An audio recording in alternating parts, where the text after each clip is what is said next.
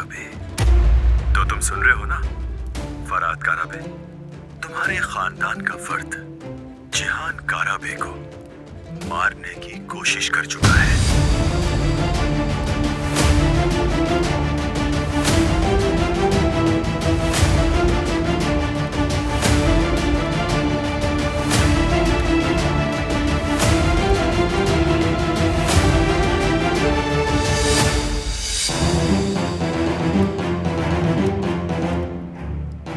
बिल्कुल सही सुना तुम लोगों ने।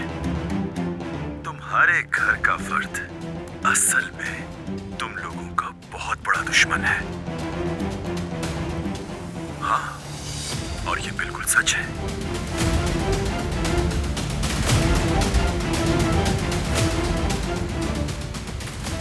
कुदरत आगा, जिहान साहब, तुम्हारे चेहरों पर सदमे की झलक वाज़े है। मानना पड़ेगा ये मंजर बहुत दिलचस्प है, बहुत दिलचस्प। चलो खैर, फिलहाल मैं तुम लोगों को अकेला छोड़ता हूँ, क्योंकि अब तुम लोगों के पास बात करने को बहुत कुछ होगा। सबको मेरी तरफ से प्यार भरा सलाम।